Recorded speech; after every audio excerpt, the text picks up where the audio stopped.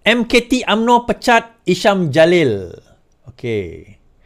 Majlis Tertinggi UMNO malam tadilah telah membuat keputusan untuk memecat ahli MKT UMNO Isham Jalil. Perkara itu dimaklumkan seorang pimpinan UMNO itu hadir dalam mesyuarat itu, namun namanya tidak disiarkan.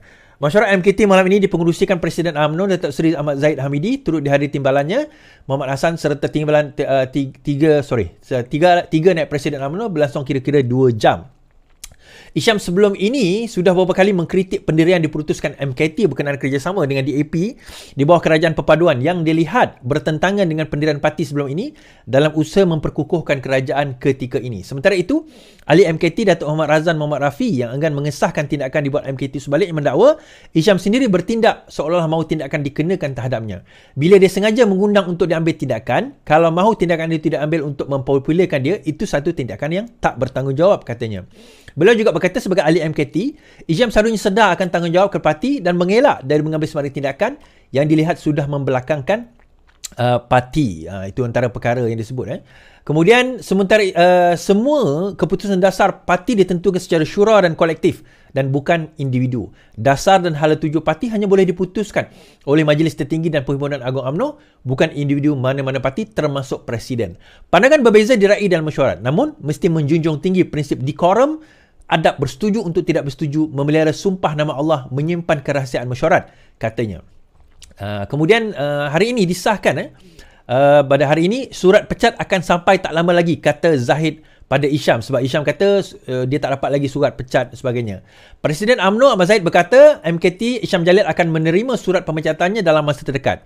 Ia sekaligus mengesahkan bahawa Ketua Penerangan UMNO itu sah dipecat, bekas ketua dipecat daripada UMNO. Dia akan terima surat dalam waktu yang terdekat ini, kata Zahid. Zahid berkata demikian ketika kepada berita setelah melancarkan Majlis Penjaraan MyNext. Terdahulu Masyarakat Malaysia kini melaporkan setakat semalam 3 anggota MKT UMNO yang hadir mengesahkan bahawa Isham Jalil telah dipecat. Okey. Seorang MKT berkata terdapat banyak kesalahan, antaranya mendesak Zahid berundur dan menggelar pimpinan UMNO sebagai Barua DAP. Now, isu Barua DAP tu Isham Jalil jelaskan, dia kata saya baca kenyataan mengenai Barua DAP. Isu mengenai Barua DAP, Isham Jalil ada jelaskan. Alright. Isham, Barua DAP bukan ditujukan kepada UMNO tetapi kepada beberapa pemimpin. Bekas Ketua Pemimpin UMNO Isham Jalil menjelaskan kenyataannya mengenai Barua DAP bukanlah ditujukan kepada parti itu tetapi kepada beberapa pimpinan UMNO yang mempromosikan DAP secara berlebihan. Katanya selepas tegurannya mengenai sikap UMNO itu, banyak pula pihak menyerang dan melabelnya sebagai tali barut bersatu. Kalau saya cakap UMNO ini Barua DAP, itu tak masuk akal sebab saya pun ahli UMNO. Takkan saya cakap saya ni Barua DAP. Yang jadi Barua DAP itu tuan-tuan pun tahu siapa. Saya tak perlulah sebut nama, katanya. Kecaman Isham itu dipercayai ditujukan kepada ahli MKT termasuk Fuad Zakarshi. Isham berkata dakwaan pihak tertentu yang turut menyebarkan gambar lama dirinya bertemu bekas ahli bersatu dan penyokong kuat Dr. Mahathir Khairuddin Abu Hassan sengaja dibuat untuk memburikan dirinya. Saya dah jumpa dia banyak kali kerana dia bekas ahli UMNO. Saya tak tahulah mereka cuba nak buat skandal atau memburukkan saya tak tahu. Itu terpulang kepada mereka. Baik, usaha untuk nak menjatuhkan kerajaan ini sebenarnya bukan benda yang baru. Kan saya kata dalam hari itu bahawa di dalam UMNO itu sendiri usaha-usaha tersebut sedang berlangsung dan sedang berlaku. Now, justifikasi mereka adalah kerana satu entiti yang dinamakan sebagai DAP. Itu satu kryptonite lah kepada ahli-ahli UMNO ini. Bukan kepada UMNO, bukan kepada pimpinan UMNO, tapi kepada beberapa segelintir ahli-ahli UMNO. Nah, kalau kita tengok pecahan di dalam UMNO ni, ada yang mereka memang pro-PN. Ada yang mereka bukan pro-PN tetapi mereka tak suka DAP. Ada yang sebenarnya merasakan bahawa tindakan untuk nak menjatuhkan ataupun menggugurkan 47 kes Zahid itu adalah satu benda yang salah walaupun dia orang UMNO. So dia orang tak terima perkara tersebut. So dia ada pelbagai tuan-tuan variasi. Tetapi kalau kita tengok sendiri macam saya kata sebelum ini, berjaya tak berjayanya UMNO sebelum ini, geng-geng itu semua dah keluar masuk bersatu dah. Geng-geng yang mempromosikan buruknya DAP itu dah kebanyakannya masuk dalam bersatu dah pun. Kita kata bahawa berjayanya sentimen tersebut dimainkan. Dan kalau kita tengok, saya faham sebenarnya apa yang UMNO buat sekarang ini adalah untuk memastikan bahawa kerajaan kita stabil. Untuk itu saya kudos, saya respect pada UMNO untuk isu itu. Kita tak ada masalah untuk UMNO kepada UMNO untuk isu itu. Macam saya kata tempoh hari, bila kita dalam pilihan raya, dalam mod pilihan raya, mod kita adalah mod perang. Okay. So siapa yang lawan dengan kita, kita kena perang macam kita perang lah kan. Dan kita akan masing-masing kemukakan kelebihan masing-masing dan keburukan lawan. Itu normal, itu mod perang. Tak ada orang pergi perang tiba-tiba dia promotkan lawan. Mana ada? Kan? Bodoh lah dia kalau dia promotkan lawan lepas tu burukkan diri sendiri. Tak ada. Memang majoriti atau 99% orang pergi perang ni, erti kata mereka nak pergi pilihan raya, dia akan promote diri dia dan dia akan burukkan lawan. That is normal. Nah, bila habis perang, habis mod pilihan raya, dah membentuk kerajaan. Kebetulan, ni diulang berpuluh-puluh beratus kali, beribu kali dah. Bahawa kerajaan tak boleh dibina. Okay, get this through your thick skull ni. Otak kamu yang kecil ni, get it through. Kerajaan tak boleh dibina. Maka nak membina kerajaan itu kena ada kerajaan gabungan, campuran. Now, adakah pembangkang tidak pernah di-offer menjadi kerajaan? Di-offer tetapi mereka yang menolak. Soalan yang dikemukakan. Kenapa bagi kepada PH? Kenapa tak bagi kepada PN sebagai Perdana Menteri yang paling banyak kerusi? PAS kena jadi Perdana Menteri. Sebab yang bertanding bukan PKR. Yang bertanding logo Pakatan Harapan. Yang bertanding adalah logo Pakatan Harapan. Yang ni. Logo ini yang bertanding. Jadi, parti yang bertanding bukan PKR, DAP, Amanah. Parti yang bertanding adalah Pakatan Harapan. Jadi, yang menang, yang paling banyak kerusi adalah Pakatan Harapan.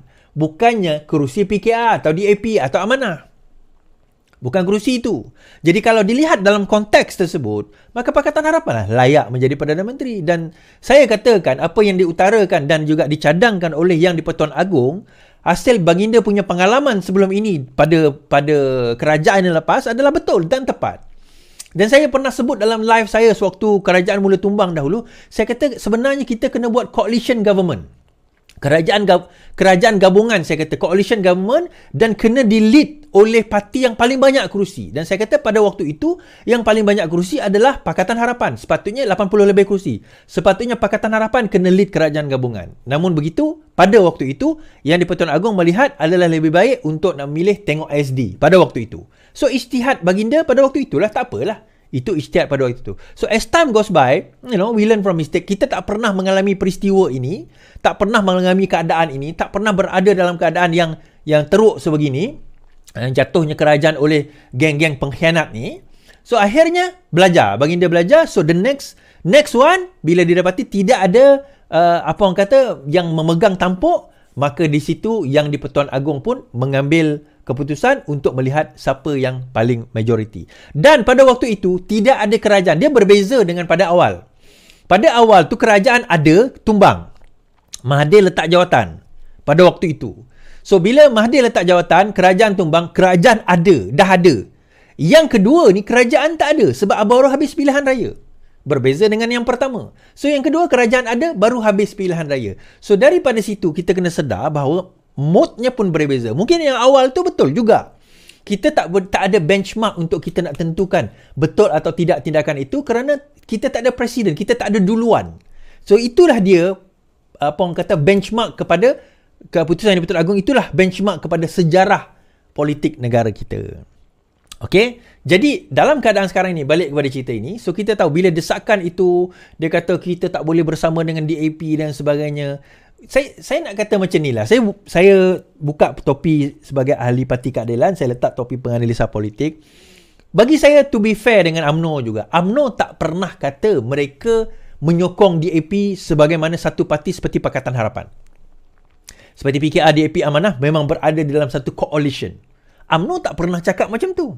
UMNO cuma kata kita berada di dalam kerajaan perpaduan. Cuma dia kata, baruah DAP kerana mempromosikan DAP itu berlebih-lebihan. Yang itu your personal opinion, Hisham Jalil. Your personal opinion. Mungkin you yang terasa, saya tak nampak pun Puan Azhar Garshi. Minta maaf lah, saya kata. Mungkin saya tak baca semua kenyataan beliau. Tapi mempromosikan secara berlebih-lebihan, tak ada pun. Adalah kita kata nak kena puji. Macam contohnya saya puji Azalina sebagai Menteri Undang-Undang yang melaksanakan tugas dengan baik bagi saya. Kan saya kena puji beliau. Kerana itu tindakan, bukan kerana dia UMNO dan sebagainya, tak. Kerana memang dia buat kerja yang elok. Dia buat kerja yang baik. Bagi saya tindakan apa yang dia buat, terutama tak ramai yang tahu, isu Sultan Sulu ambil kita punya harta tu dah, ataupun aset kita tu dah hampir selesai. Azalina punya kerja. So okey lah, bagus lah. So kita kena puji berdasarkan tindakan mereka. So adakah dengan itu saya telah memuji UMNO berlebihan? Tak. So mungkin ada tindakan-tindakan dia yang baik dan sebagainya. So kita pujilah. Kita kuduslah, kita kreditlah pada tindakan tersebut. Jadi isu dia Hisham Jalil sekarang ni, bagi saya lah, saya nampak dia dah tersepit sebenarnya di antara mereka yang sebenarnya bagi saya lah, dia orang ni lebih ke arah nak kena bergerak ke arah mempromosi ataupun bersama dengan Perikatan Nasional. Ni golongan yang nak bersama dengan Perikatan Nasional. So digunakan alasan DAP.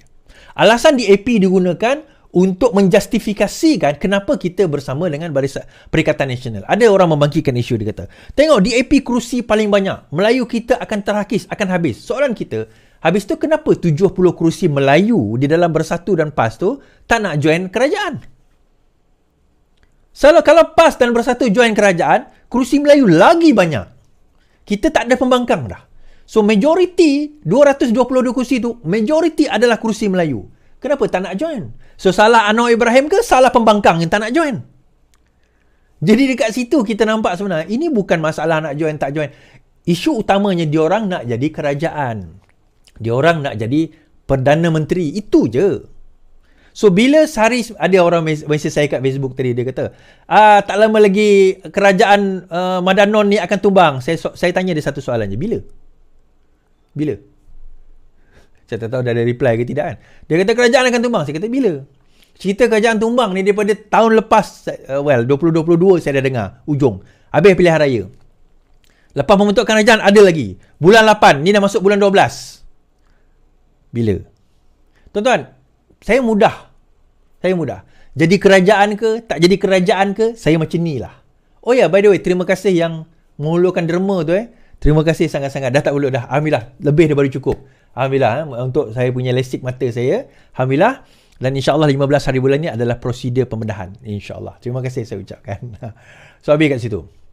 Jadi bagi saya, itu adalah apa orang kata, yalah, itu adalah permainan PN untuk tumbangkan kerajaan. So, dalam masa yang sama, PAS sekarang ini keliru. PAS mula keliru. Kelirunya dia, kalau perasan, Hadi lepas ni dia sebut Pakatan Harapan, dia tak sebut UMNO.